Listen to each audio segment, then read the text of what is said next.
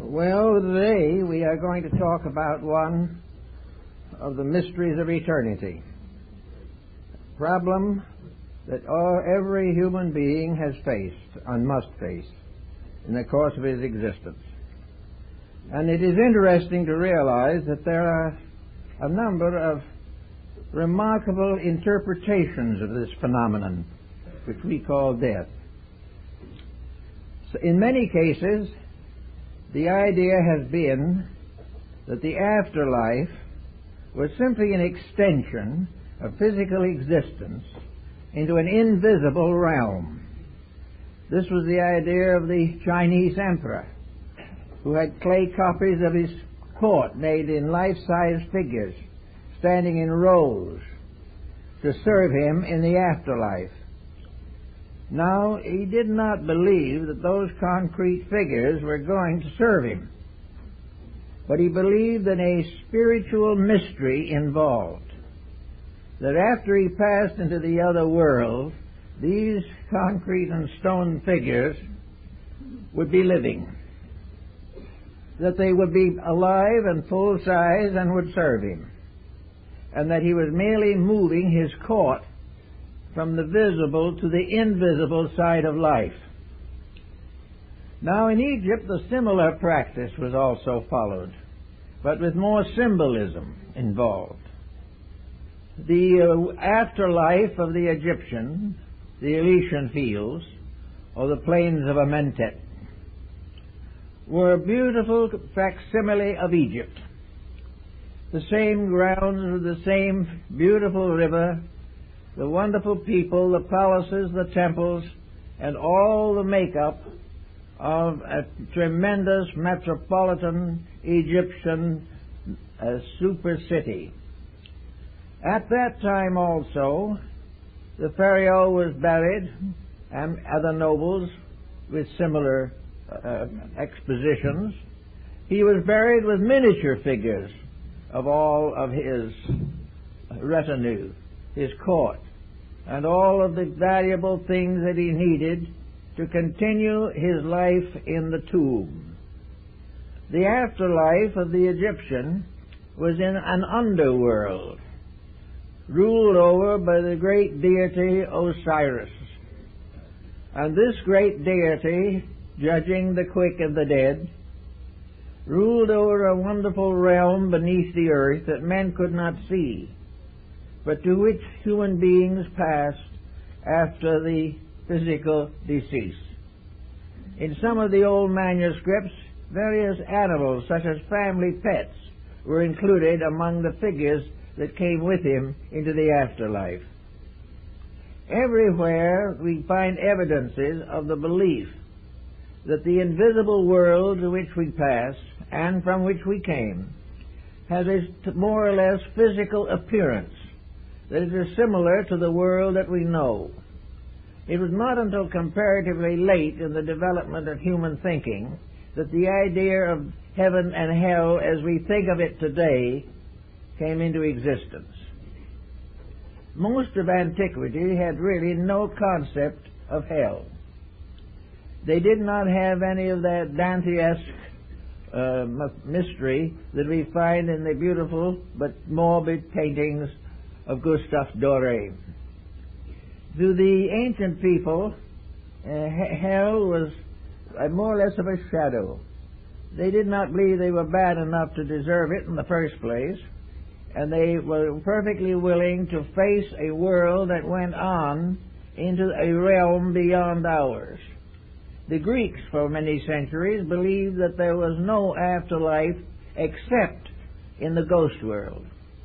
The ghosts of the dead continued forever.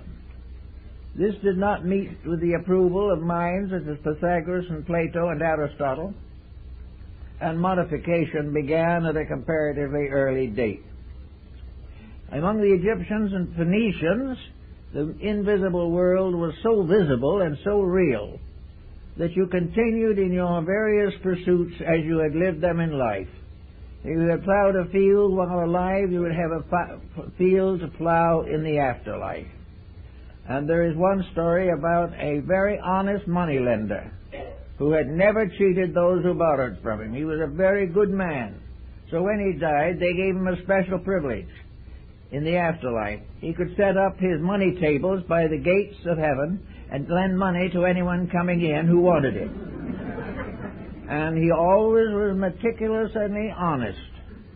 And it was the honesty, and not his profession, that earned him this respect. Then we have another group of people who believe, as many primitive people do, including a number on the Western Hemisphere, that death is a birth into the afterlife. And many ancient peoples buried the dead in embryo position, so that the earth became the womb of the second birth. We find tombs of this kind on all the continents. We also have evidences that many of those who lived before us, at least, had a consciousness of being able to travel in the afterlife while they still lived. This is true of the American Indians of the Southwest. It was also true of the Irish. The Irish perfectly believed that certain of their sages and saints could go into the afterlife, and that they would be welcomed there, and they could bring back messages for those who needed guidance or assistance. It was not until comparatively late that the death took on the terrible appearance with which we have associated with. It was not regarded by the ancients as a misfortune. It was regarded as a simple transference of conditions. The individual did not change greatly by the transition, but he functioned in a different dimension of life. And here he had to grow and learn and grow up again and go to school in some way to learn his way around this new realm. Now, psychics in all parts of the world have given us traditions about this. Andrew Jackson Davis, the seer of Poughkeepsie, one of America's most prominent early spiritualists, gave what he called a picture, the Summerland. This Summerland was a beautiful countryside, and it was an invisible pasture field with flowers and trees where individuals lived out a very beautiful life if they had earned such a record. If they had made some mistakes and so forth, they received some punishments, but ultimately were accepted into the world of eternal light, eternal summer, eternal happiness. So this was one psychic belief, and he wrote the book, The Stellar Key to the Summerland. Another psychic of great fame was Baron Emanuel Swedenborg, who was one of the greatest scientists of the Scandinavian countries. He was also in his later years a psychic and had many beliefs concerning the conditions of the afterlife. He left very detailed accounts of conditions beyond the grave, which very well resembled conditions in a well-run Swedish state. And among other things, in Swedenborg's viewpoint, any young ladies who happened to arrive in this afterworld were chaperoned to make sure that everything retained its proper proprieties. Now, we have constantly had psychics who have something to say about this type of thing, but have been strangely uncertain themselves. We very seldom have a psychic exposition in which the emphasis is how things are over there. We hear about famous people coming back to converse with the living, but it does not seem that any answers that they give clear the problem of life after death. The answers accept the problem, but they do not clear the path or the way or the circumstances involved in the transition. This seems to have been generally neglected throughout almost all psychic experiences. Jacob Böhme, the German mystic, had visions of the afterlife. His visions of this were very much based upon the visions of Dionysius Areopagus, the early Christian father. These dreams and visions represented a luminous universe with hierarchies representing the planets and the zodiacs. This luminous world was a world of light, of color, vibration, and was a very pleasant place. But what you do when you get there, Bamey didn't tell us. All it expressed was the fact that it was a vision of things to be, such as the visions of the Gnostics and the Albigensians and the Manichaeans and many others. Each religion of the world has its own concept of paradise, where it is and what it is. There seems to be very little, however, detailed study of the subject. Now, let's go back to our own problem here. Supposing we assume for a moment at least that this world that we live in now can be considered as a basic example of something, an example that it is hard to deny, an example which might tell us a lot if we consider it carefully. We know that life here begins with pain, begins with trouble, that most existence that we have here passes through stages of troubles and infirmities, that it only lasts for a certain length of time, and then in one way or another we depart. But there are a lot of things to think about in this. Why is this world, which was given to us according to Scripture as a garden, why did it get to be so troubled? Why is this planet that presumably was invented, devised, or created for the purpose of allowing or enabling human souls to grow? Why has it been in trouble since the very beginning? Why has this growth consisted principally of war and crime? Why does everyone who comes into this world apparently come into a sphere of sickness, disease, sorrow, and death? Is this part of a plan, or is this something that shouldn't be but got to be from other causes? Let us assume for a moment that the person living in this world is living in a highly conditioned condition, which he has probably, in one way or another, caused for himself.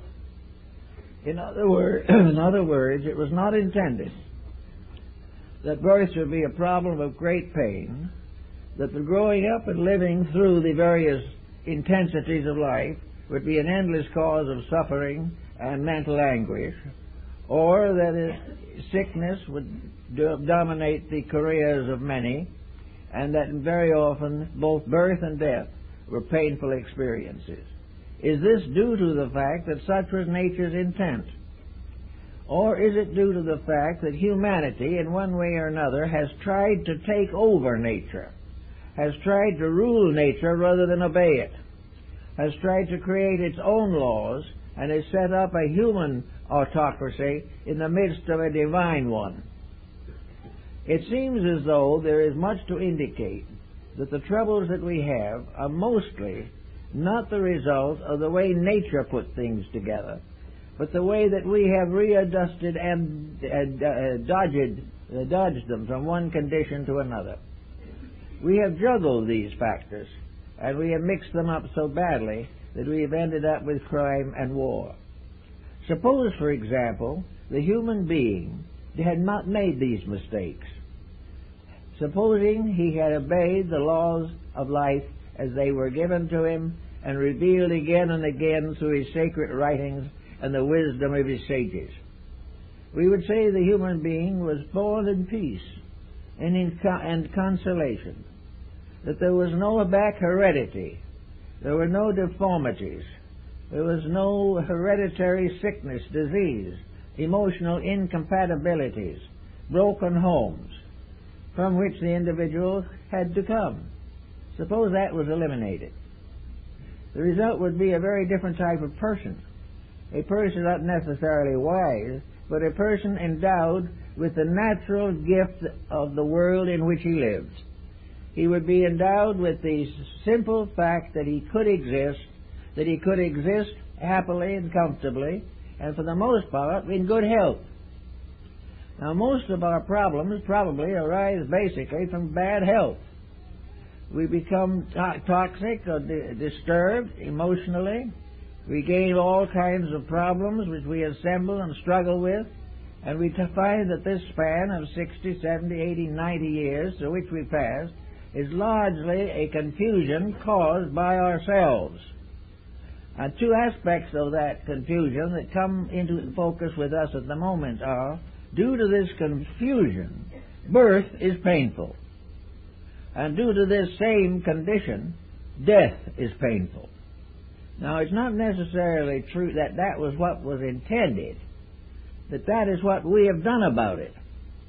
We have taken natural laws and so misused them, distorted them, and ignored them, that we have brought down upon ourselves a mass of troubles which were not necessary and which were not intended by nature.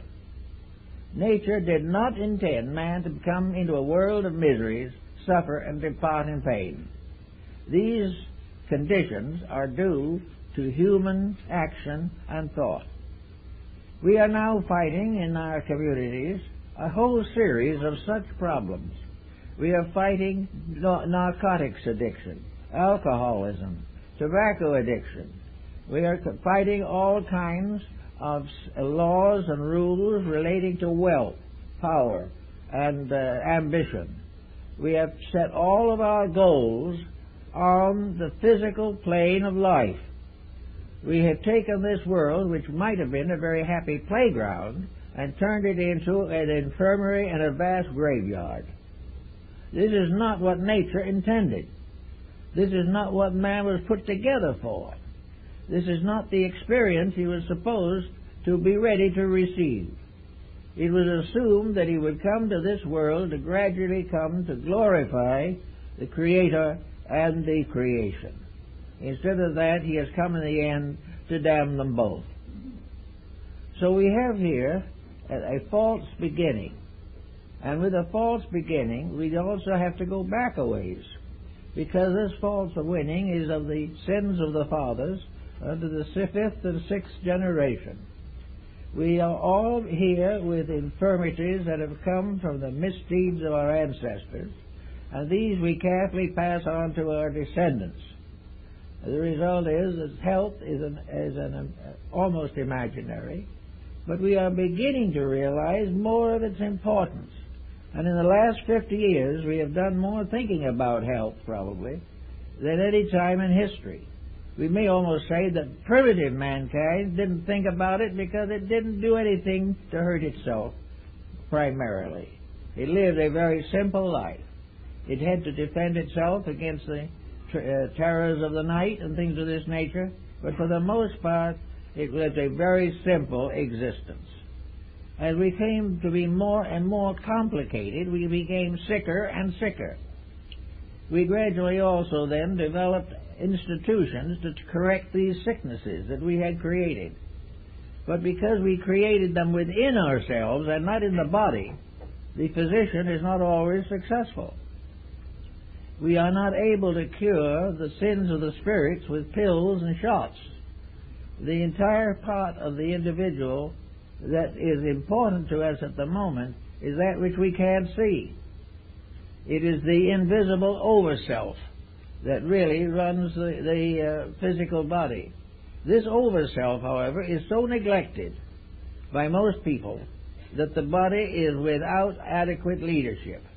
It is as though a very nice government were set up with a proper representative, and in the course of time a bunch of gangsters took it over.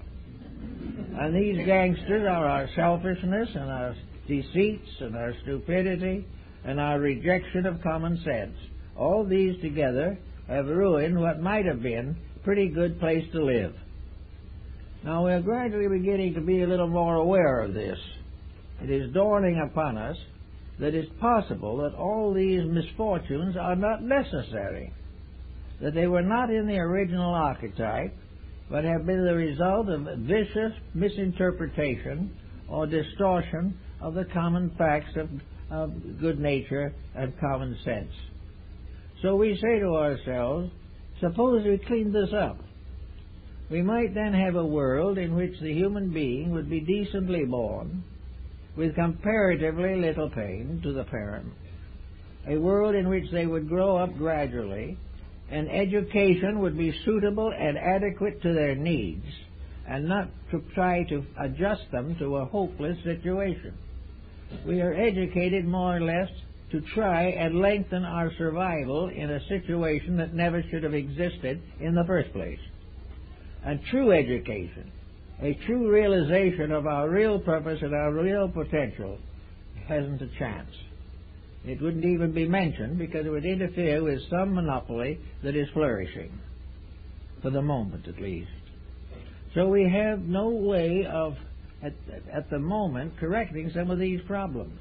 But they are correctable. They should never have existed. And they represent a very vicious misuse of an inheritance which came from the highest possible source, truth. So we go along through the years and we get sick. And we get tired. And we get tempted. And one by one we fall under some form of disease or displeasure which begins to corrupt our natures. And so the body, which probably has a potential strength of at least close to a century, may give out any pair along the line, because simply it does not have the strength with which it was intended to be endowed. Now, this doesn't mean that every person in trouble has lived a riotous life, but behind every person may be several generations of the lawless. And many a proud family now, which is also in trouble, it has among its ancestors 2 or 3 that were hung from the yardarm, that were actually pirates of the worst. So we bring with us a body which is more or less not a blessed gift in the beginning, the way it is now, though the best can be done under the circumstances. But this body comes in with a great many deficiencies that are due to the ancestral pattern and the whole line of the descent of humanity. The human generation regeneration problem has been going on for ages, and we are now well along in a platform of misunderstandings and ignorance. So we come here with what we have, and being not too well, we begin to look over the situation to see if we can find something to do about it. So we get a little help from some new kinds of people that come up who are beginning to teach the importance of nature in remedying the defects of human beings.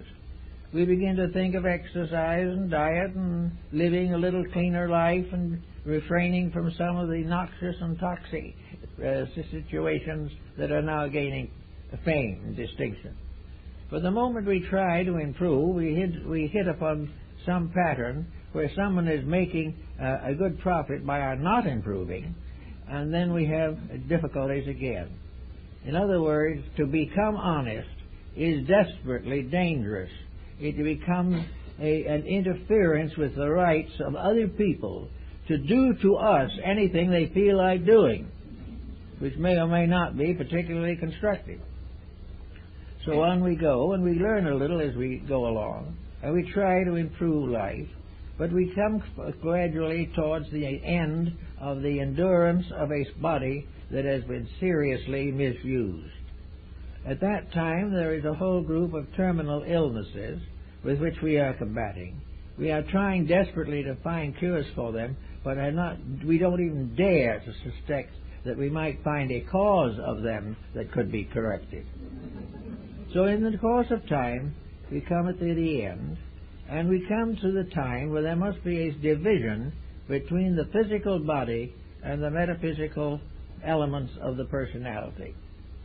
We believe in idealistic philosophy and in the higher realms of thinking that the physical body is a kind of carriage, a wagon, in which something rides. That the actual being in the body is not identical with it. If you believe them to be identical, you are a materialist. If you do not believe that they are identical, you are an idealist. And 90% of humanity has been idealistic since the dawn of time. Very few peoples have ever come to maturity who believed that the individual died at the grave. Nearly everyone has had some philosophy of survival. And without this philosophy of survival, there seems to be no incentives to rise above the misfortunes of the present state. In other words, if you're miserable here, but you do the best you can, perhaps somewhere else you're going to get a better chance. Many nations have also gradually developed the concept of reincarnation as an answer to the infinite problem pattern of growth. It is perfectly obvious that the average person in one body as we see them now in incarnation cannot be perfect. We know definitely that we cannot know everything. We cannot be everything.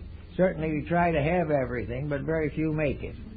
What we really are is growing creatures in a midstream of life. We came from something less and we're growing into something better. And this growth obviously is not completed in one life. The individual who makes a modest gain must be considered a success. Those who ignore the whole thing can be rather much failures. So not being able to be perfect now, the doctrine of reincarnation comes in and is probably now accepted by something like a third of the population of the earth. It is believed because it is the most reasonable answer to a long-range plan in nature. It is also the only description or the only solution that rewards sincerity and helps the individual to outgrow his own weaknesses and infirmities. If reincarnation is a truth, then comes another question, which is related to the original one. If this is true, where is the being when it is not incarnate? The Oriental peoples take the ground that incarnations are normally and honorably about 1,000 years apart.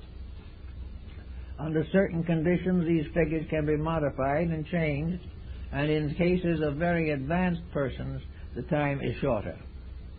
This is because they are more needed here to do the things that there are not too many available to accomplish. But if we have the reincarnation, where is the individual between incarnations? There have been discussions of these, and someone says they may be in Devachan or someplace in the heavenly world, or according to Ptolemy, up somewhere in the zodiac. But these are very faint and uncertain indications. See, there does not seem to be any real map of the life cycle other than a diagram and words. The experiences involved seem to be very hard to trace, and most, even students of the subject, have not been successful in creating a vivid or living image of the situation. So we have to wonder a little bit about what is the other side of this coin. Where and what are the invisible parts of nature? Flood, the Rosicrucian mystic, and several others have speculated carefully upon this, and they followed the idea or viewpoint that man is composed of a series of bodies, that he is not just a physical body, nor is he just a physical body and a spirit. He is not a physical body and a ghost. He is a compound creature, constructed internally to function in more than one dimension of space. We have one dimension here which we function with. But even when we're functioning here, there is evidence every day that there is something more than function occurring within us. The individual is more than a body. He is also more than a body and a mechanism. He is not a robot. He is more than a mechanism because he is a body with an emotional nature. He can love, he can hope, he can dream, he can have religion, he can do all kinds of emotional things which are not natural to body, nor essential to energy, but are essential to the functions that the human being possesses. Then beyond that there is another pattern, and that is mind, the mental life of the person.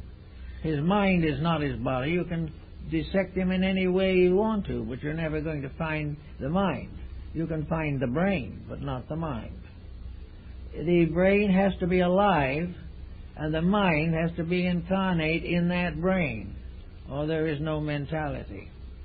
But man has mentality. He can think. He has emotions. He can love. He has vitality. He can win at the Olympic Games. And he has physical establishment, which we call the body, which he keeps in the house and sends to work every day. These different things are part of man. They make together a person. And these four parts are all more or less vehicles, instruments to be used by something, to do something.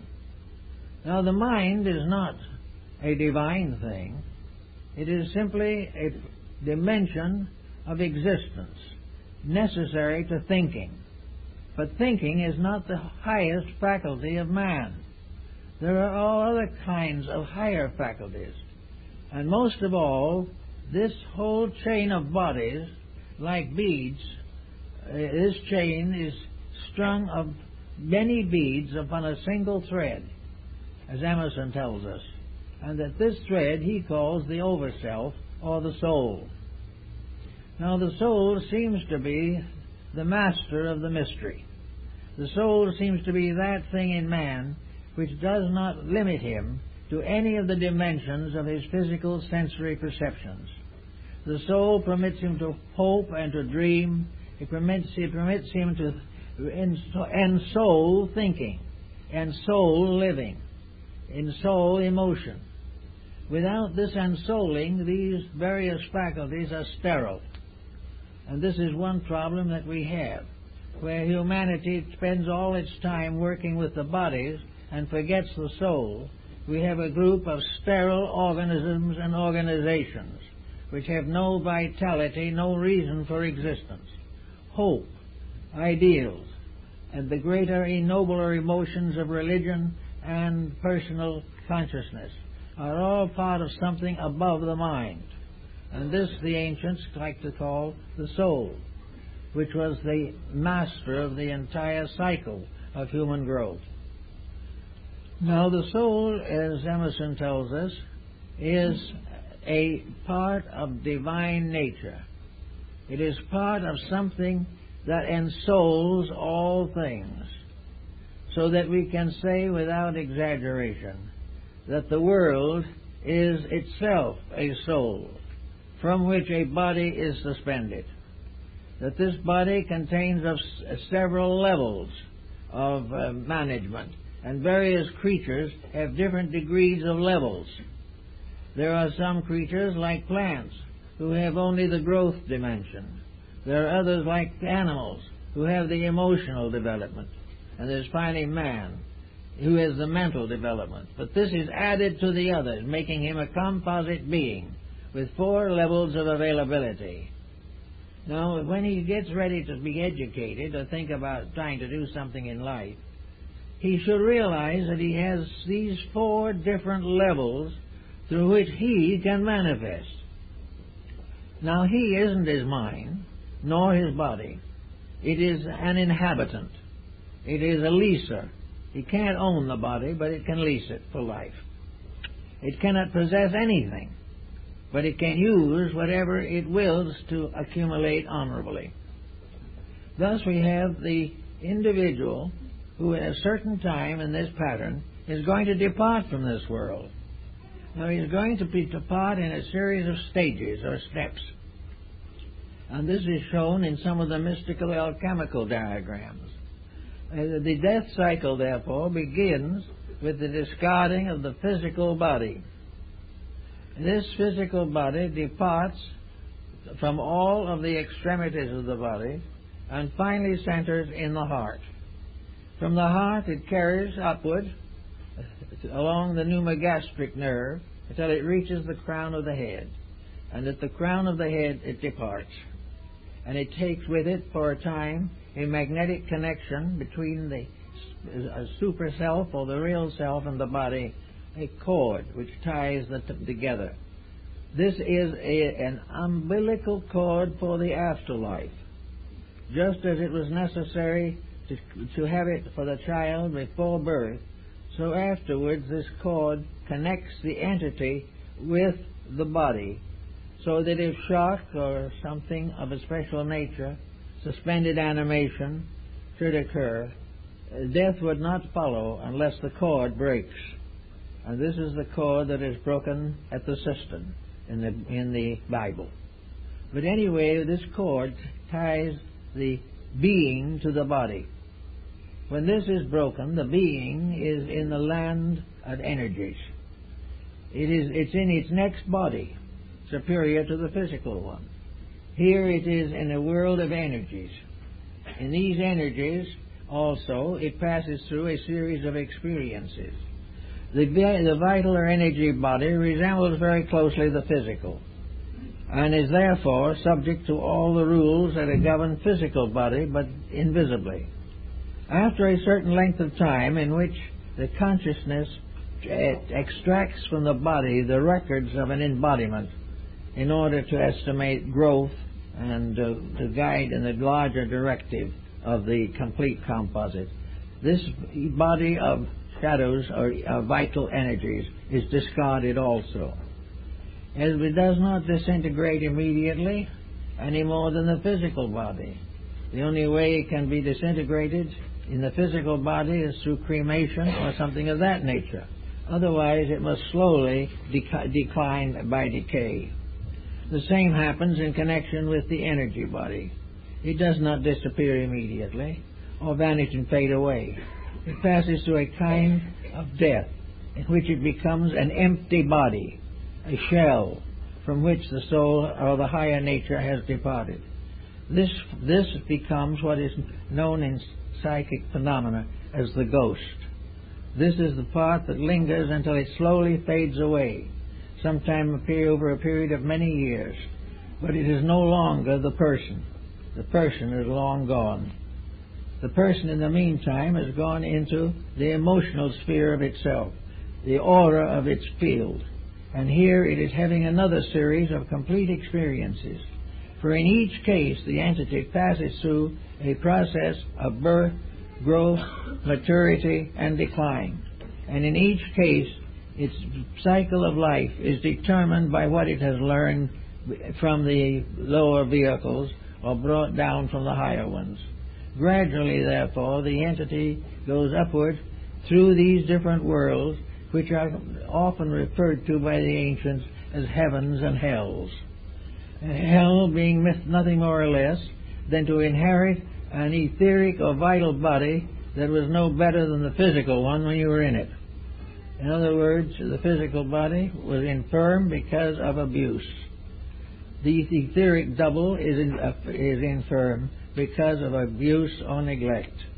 And in these experiences, the individual passes through rewards and punishments, which, however, are not eternal.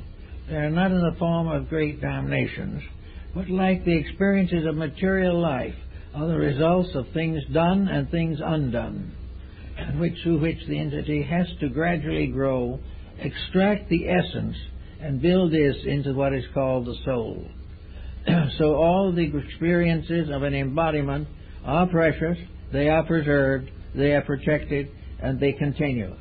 And here also we have the basis of the Akashic records, and the records of actions, and the records of other times, and the records of our planet itself are all preserved in these various strata. Then gradually the individual dies out or fades out of the emotional life. In each case, except the physical, it is a going to sleep. And Hamlet, in the soliloquy, Hamlet says, he's referring to that in sleep what dreams may come. In the sleep of death, what dreams may come. This is a very good key that has been generally overlooked. So after that, we go up to, finally, the mental, the mind. And here we have the coordinator who takes everything, or which takes everything, that has been learned and digested and assimilated, and builds it into the full record of an embodiment. In this embodiment, the record is a conscious one from below up. The passing from the body out upward to the higher vehicles is a conscious experience. The descent of the entity from the mental down to the physical is usually experienced in a condition of sleep or unconsciousness. from which the being awakens at the time of birth or shortly before that. Now we know that the birth physically has been preceded by a whole series of previous experiences which do not record as far as the physical world is concerned. But many of these experiences may be available to an entity before physical birth.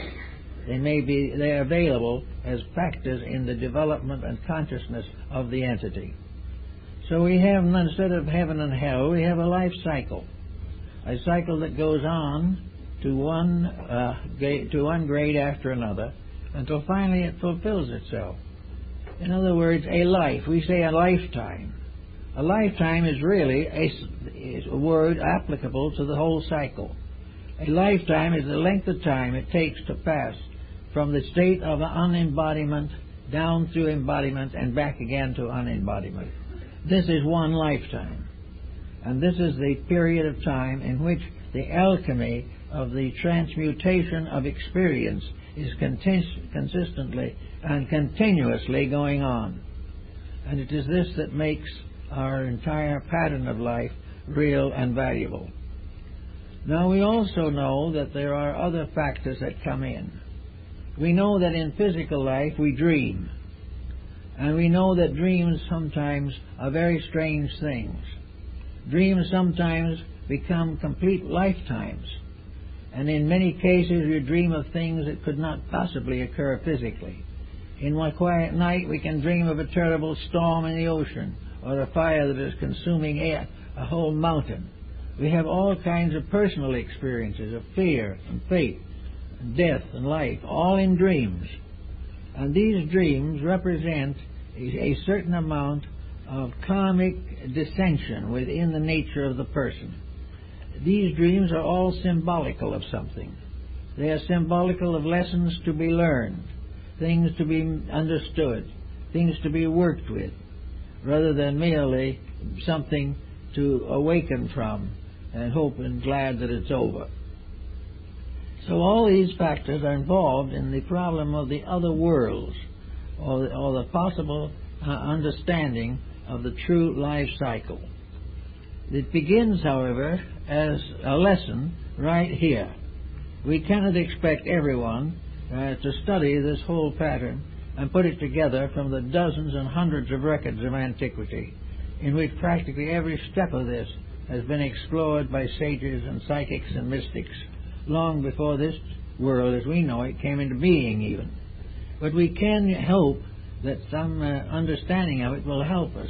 Now let's get practical for a moment. This all sounds very theoretical, I know, but let's see what it is to be practical.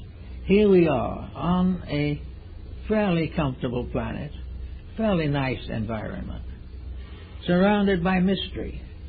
Now, according to theology, when we die, we will either go to heaven or we will go to hell.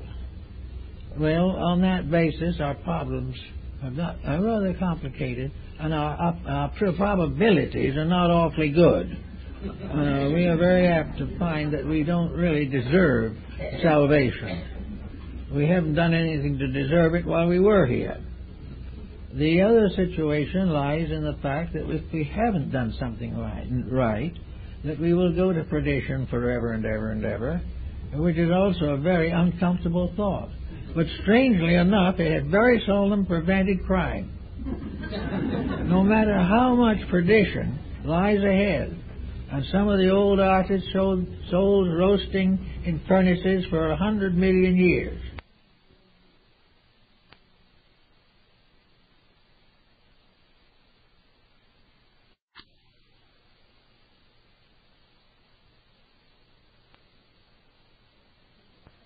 That particular cult from going out and picking someone's pocket or killing someone he didn't like. All these terrible things that were going to happen have never prevented crime. They have never really slowed it down much. But a great deal of crime has been committed in the name of these things, as though man had a right to actually execute perdition upon his own associates. So as long as this wasn't the way it seemed to be intended, we gradually outgrew the idea of eternal salvation and eternal damnation. It just didn't seem to fit into any kind of a plan. It did not make any contribution to the progress of things. If it had been intended that man be created perfect, it could certainly be assumed that this could be accomplished by any power great enough to create the cosmos. If we were to be perfected, there would be certainly built-in factors by which we could receive the inevitable impulses which a deity could bestow. Rather, we were sort of shipwrecked on an island and left to do the best we could. But the reason for that was also obvious. If we did achieve, we achieved ourselves and not by dependence on something else. Growth was a personal experience of unfoldment. And if somebody tries to grow for us, they grow, but we do not. So the whole problem of the beginnings and endings of these things could not be solved by the mere theological concept of eternal punishment or eternal reward. This being left out of the pattern, we come to the point made by Socrates in connection with wisdom. When he finally took the hemlock for refusing to pay a small fine, which his own disciples offered to pay for him, but this fine he considered unjust, and he would rather die than be a victim of catering to injustice. So, before he died, he said to his disciples, "I'm going out now, and I'm going on a journey, and it's fine. I'm perfectly happy about it. Two things are going to happen to me. Either I'm going to cease forever. There will be no Socrates. There never will be anything. Nothing that I've ever done will be remembered by me. The only things that will remember are those that come after me and read or study. I cease. On the other hand, there's another alternative. Maybe I do not cease. If I do not cease, then I will become again part of that invisible world which I have sought to explore all my life. I will be a part of that eternal immortality in which I will learn as I have never learned before. I will know the wise and the good, and I will come to the answer of all the questions that I have ever asked." And Socrates then took the poison and died peacefully, convinced of the fact that he was going forth to the answering of questions and not going forth to an annihilation. He was going to continue the path of growth that goes on and on and on, but each step of it a dramatic adventure, if we accept it in that way. So that brings into focus this problem of just exactly what and how we are going to consider the interludes between this life and the next. Perhaps the truth of the matter is very simple, that it will be a period of sleep, that we will sleep between lives as we have slept between days in this world. But while we are sleeping, the powers that be will be working in us and with us. But the powers will be working without our interference, which will enable them to work. Whereas in our night sleep, our dreams are all influenced by our psychological conditionings. So we'll have a chance for that type of thing, a quietude between lives, a Zen sort of situation, in which we will become so completely relaxed that we can see truth for the first time. Truth can only come in a state of peace. It can only come as a condition of reward or fulfillment. No one can demand truth. No one can sell it. No one can buy it. But we can all earn it. And we earn it by gradually eliminating the interferences. We take out of our lives the things that are not so. We take out of our lives the patterns and situations which have no meaning. We also take out the irritations, the fears, the doubts, the exaltations and the humiliations, and allow a complete quietude to rest upon the spirit. Now, the word soul is something that also comes into this pattern. And the word soul was used in antiquity largely to represent a combination of enrichment of the spiritual strength of life with the rewards of incarnation. The soul is the wedding garment of St. Paul on the book of Apocalypse. It is the vesture of experience. It is all that we learn, becoming the great ornamentation of ourselves. It is the gradual acceptance and within our own consciousness of the quite one-piece garment without seam. The soul is the result of the cycle of incarnations. Embodiment builds soul, for soul is the truth behind each thing that happens to us. And as that thing that happens to us comes to be recorded in our eternal records, it becomes a dimension of soul power, soul strength, soul insight, and in that way is very important to us. Now, the soul can also be destroyed or injured by the misuse of faculties and powers, the perversion of mystical experiences, the misuse of the divine power becomes the deadly sin. It is perfectly possible, therefore, for the Bible to say in one of its thoughts, the soul that sinneth, it shall die, but the spirit returns to God who gave it. The spirit cannot be destroyed. It is incorruptible. The soul can be a false pattern of living which falls apart. When it does so, this composite of mistakes can die because it consists only of false factors.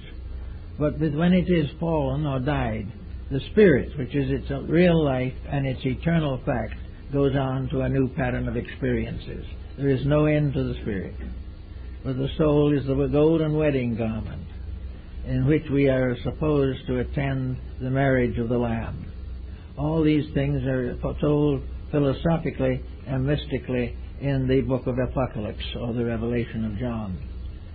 Now, when we get to this point in our problem, then, we come now back to the day, right now, when we have to keep on living. The concept is very simple, that these bodies that we have been seen by psychics, mystics, and clairvoyants, and have been referred to as auras, or magnetic fields. Now, each of these magnetic fields has a color, and each of these fields is by nature and substance of a beautiful color. But wherever the distortion and perversions arise, the colors change. And out of this also has emerged a method of treating the sickness by spectrochrome therapy, by the use of color. But color, clear, is a soul-building power, and in a sense is a dimension of the soul structure. But soul corrupted is a dismal thing, of paint or unpleasant color, obviously evil or distorted in one way or another. A corrupted habit of one kind or another.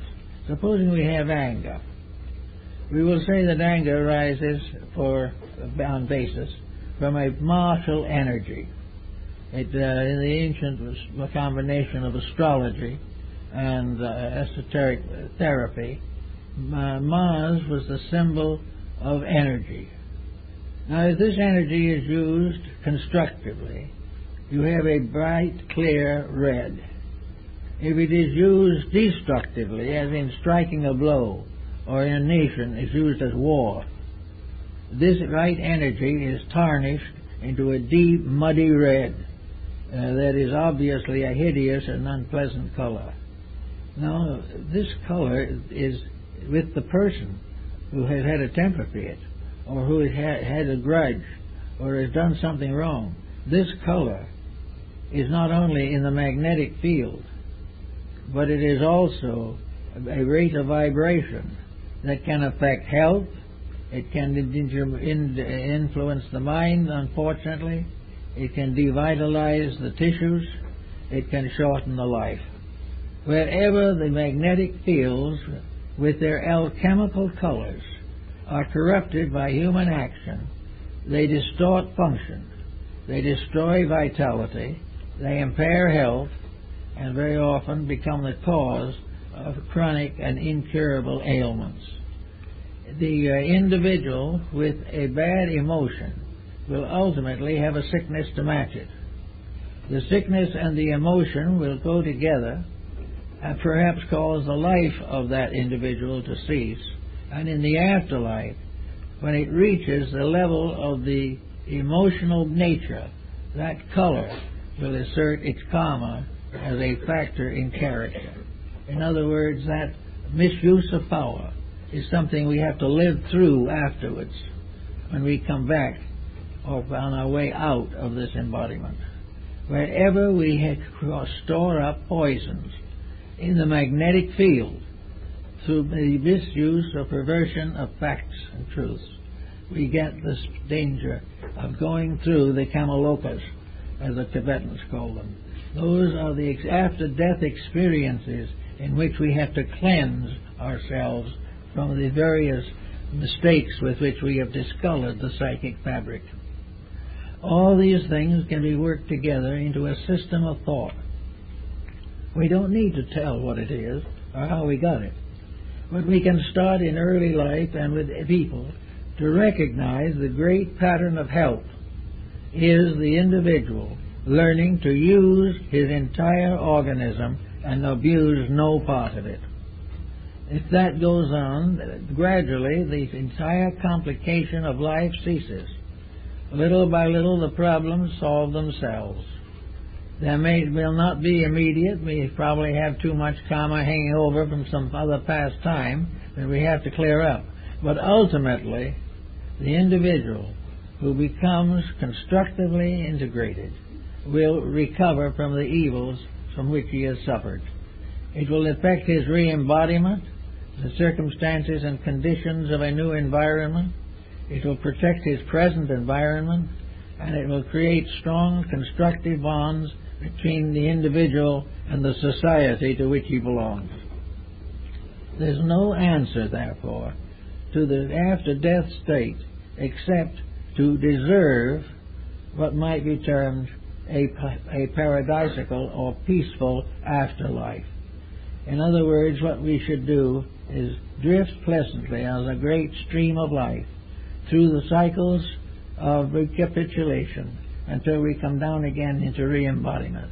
If there was no wrong in us on the ascent, in the cycle, there would be no pain, there would be no suffering, and we would find growth and fulfillment to everything that we really want.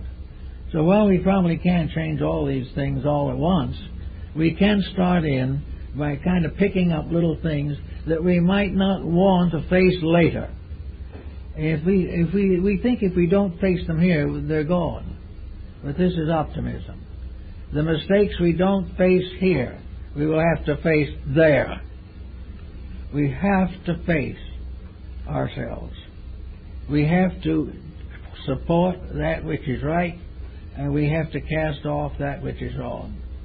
And this is true also of the dope peddler and the dope taker, the alcoholic, the immoral individual.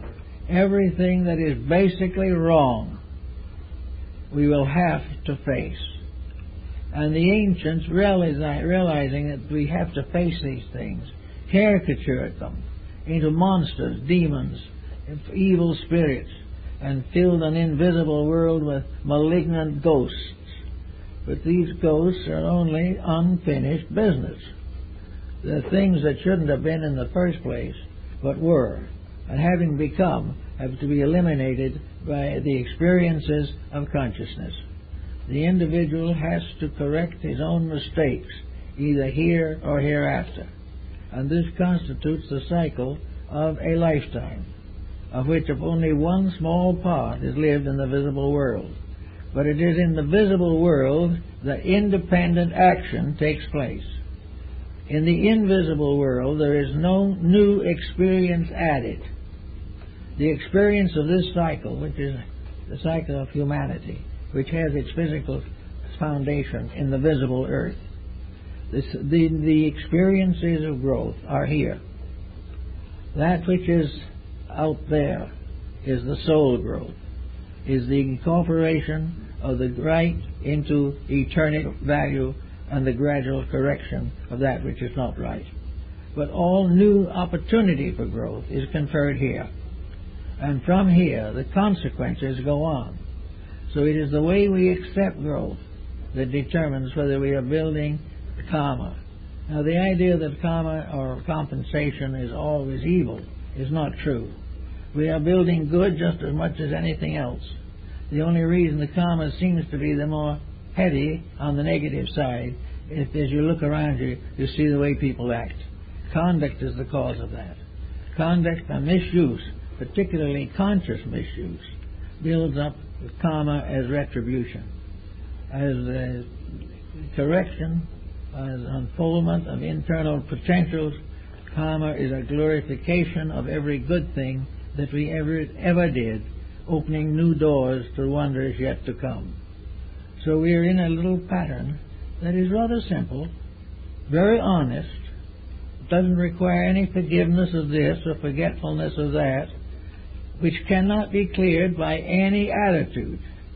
We can do anything we want to, verbally, intellectually, or emotionally, to correct the mistake. But if we do not correct the mistake itself, all our platitudes mean nothing. In nature, sin is not forgiven. It is outgrown. And there is no sin that cannot be outgrown. It's in most cases, the outgrowing is not very serious, because the average individual does not commit great and serious wrongs. But these nagging occurrences of the day should be taken into immediate consideration. If you wake up some morning and you find you have to have a bad temper, you can either face it now or later. But you are going to face it. You are either going to correct that temperamental peculiarity, or you're going to suffer the consequences. Now, in the case of a bad temper, the consequences might start a little sooner. It might be the very day that you get angry. Negative consequences begin. You lose a friend, or you make a serious mistake of some kind, or you get yourself all worked up and have a terrible headache, and decide that the only cure for that sin is an aspirin tablet. So you take the aspirin tablet, get a moment's peace, and have enough strength to get angry again. And this goes on until the anger or the aspirin finishes you. This is not the way that nature intended. Nature knows that everyone can make a mistake once. But having made it and knowing the consequences by experience, should not repeat it. And unfortunately, humanity hasn't learned that very well. The first war was long ago, and then no one has apparently bothered to find out really how to cure a war. The answer is, don't cause it. There is no other way. They knew you cannot cure these things simply by trying to erase them or passing legislation against them. An individual who has a bad disposition gets sick and he goes to the doctor. The doctor gives him a pill which may make him sicker. He may get a little relief and he decides that medicine is the answer to sin, but it isn't. The actual answer is that the individual has no right to be healthy unless he tries sincerely to live a good life. All the different temptations that we have in modern society are not something that can be excused. We can say we have to be dishonest because everybody else is. That is simply saying I have to suffer because everybody else will suffer. There is no escaping on these bases. That's why a good working religion and a good working philosophy of life are so important. They give the individual an understanding of value. And they're not imaginary values, because all he has to do is look around in society and he sees proof of all of it. He sees immediately that those who live by the sword will die by the sword. He can see immediately how injustice builds up into a great revolution of some kind. he knows that the wrong thing cannot win. It can have a moment of apparent victory and then collapse. One nation after another has died of its own corruptions. The same of races, the same of families, the same of individuals. Knowing this type of integrity, this basic sense of values, should be incorporated into our lives from the cradle on. We should be taught not to cure things, or try to avoid them, or evade them, but to live straight toward a constructive goal. If we need to know something, learn it properly. We have here the idea that learning is primarily a matter of preparing for a career of wealth. Now, wealth itself isn't bad. The career of wealth isn't bad. It is the abuse of the career or the abuse of the wealth. These are the bad things. And the mysterious little factor in it that must not be overlooked is that wealth gives a larger opportunity to do it wrong. In other words, the temptation of wealth is more than the average person could stand anyway. But it only confronts those who have assumed that wealth was the source and cause and final of all success. The temptation is too great. Therefore, all things in moderation. As the Oracle of Delphi said, in all things not too much. We must guard against the danger of our own weaknesses. We have to realize that we should only have what we can use wisely. We should only do what we can do lovingly and constructively. All the so-called faults and foibles that we nurse so carefully and have so much fun with do nothing but destroy us. So the cycle of life goes on. If you want to follow the idea of the old Christian reward and punishment, you can if you modify it somewhat. If you have a life in which you see and know that you're making a mess of things, then you must expect punishment. But it isn't punishment in the sense of a divine bookkeeper dealing out a sentence for your mistakes. The punishment is inherent in the mistake itself. When you do it wrong, pain is inevitable. If you think wrong, the thoughts are bound to be dangerous. If you are overambitious, you will struggle and finally be destroyed by your own ambitions. It isn't something else punishing you. Much of karma and much of the cycle of life can be seen here. That which is beyond being seen here is part of the larger cycle, the cycle in which the carry into the invisible causes which cannot be corrected or are not corrected in the physical life. They have to be corrected. We have to learn from embodiment. And if we cannot learn while we're physically alive, we'll learn in the afterlife. We will learn the lesson regardless. There's no possible way of escaping it. But the nicest thing is to realize we can save ourselves a lot of trouble here, and will refrain from hurting other people, or as nations will not afflict other nations, if immediately upon our inner understanding we begin to live according to what we claim to believe. Now, actually, there's nothing very secret about this. Actually, every major religion of the world has exactly the same teaching. They have it in a little different words, but the same teaching. In all cases, the golden rule is in over 40 different religions. The simple friendliness and kindliness of human relationships is applauded everywhere. There is no religion that actually requires or demands the individual to break the brotherhood of man. The religion does not do so. Some of its interpreters, for personal advantage, try to make it fit into their ambitions, but it doesn't. Actually, the average person belonging to any one of the religions of the world, including the primitive, will find the same general rule applying. Do right and be right. Do wrong and be wrong. Do that which is good and grow.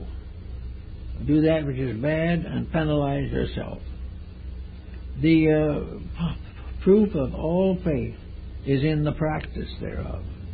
And in our day, the interval between the faith and the practice is too great. It's more great than it ever was before because the temptations are greater. And we try to conceal the values by overlooking them or denying them. But the average person who is out making trouble for himself and others is someday going to face the tribunal. This tribunal is not a group of long-bearded judges. This tribunal is that the individual has to ultimately face himself. And the longer he waits to do it, the more unpleasant that meeting is going to be. But we all have to come finally face to face with ourselves and realize that in ourselves we are the source of most of the sorrow that we suffer from. So this other way of the world may be in dream and in vision. They may saw a beautiful world of light and color. Even in passing out, he says last words were, "It is so beautiful." And in many cases, though, there are visions. And in some cases, someone like Andrew Jackson Davis could have a vision of an afterlife that is a beautiful valley with little farms and cottages and happy people. Those are symbols that arise in our own consciousness. But an afterlife that causes us fear, an afterlife that threatens us with damnation, is nothing. The threat is nothing. The individual breaks the rules just as he broke them before. You cannot frighten him into a state of grace very long. Occasionally you can prevent a single incident, but for the most part, in his daily life, the individual will break any law of nature which bothers him, which forces him to change his ways. He will keep his ways and the laws will be broken. But sometime in the Never Never Land, he's going to have to face these laws. The universe is an immutable instrument, created by an eternal reality. It is eternal in its scope and in its purpose. We must all go on and face the pattern of life for which our created universe was formed. We all have the same journey. We all have the same demands. We all have the same requirements in ourselves. We all have to be right. And there can never be peace in our heart, tranquility in our homes, or peace in the world until we are right. Until we are right, we will be nagged by our own infirmities. We can see this now politically, scientifically, economically. We have not yet, however, seen it in ourselves and realize that we are also an economic and a political entity. We have the same temptations that everything else has. If they are tempted and fall, we are tempted and fall. But it is possible because of the individuality which has been bestowed upon us that man, of all creatures that is visible or that are visible to us, is capable of creating his own destiny. He is capable of being right. The animal cannot be wrong, and therefore belongs to an entirely different type of life. But the human being has the right to be right, has the eternal power to do that which he should do, to keep the rules and to assist to build a civilization based upon these rules. He has a right to build a magnificent world and cooperate with the divine power in the advancement of all living things. He has the right to work for principles, and if he is properly rewarded, he is a true and faithful workman who is well worthy of his wages. But he does not have the right to accumulate simply for the sake of accumulating or of exploiting somebody else. He has no right to accumulate what he cannot take with him. But while he is accumulating things that he wishes he could take with him, he loses them. And the power to accumulate, which was wrong, is the thing that goes on. It is not what he has, but the motives that made him get it, that he must face in the ages to come. So it is much better for him to get ready for this at a reasonably early time, and to see all these things through the light of inner understanding. There is nothing to fear in life except the tendency we have to compromise. If we can recover from that, we will have a much better world than we have now, and we'll be able to look forward to a better one. And any little mistake that we can erase at this moment will not come up in the final examination. And it's much better for us to catch it now and have that little pleasant feeling that we have grown, that we have done something worthwhile. And by having this feeling, have the proper reward and respect for life. If we believe in God, we must believe that the divine power is worthy of our respect. We must also realize that it is worthy of our obedience. And as we look around us, we can see pretty clearly what disobeys and what obeys. If we cling to that which obeys and refrain from that which disobeys, it won't be long before this old world will look a lot better. And we will find that it is perfectly possible for our planet to go on for a long time and build up a population of 50 billion, and everybody will be happy and everybody will eat regularly.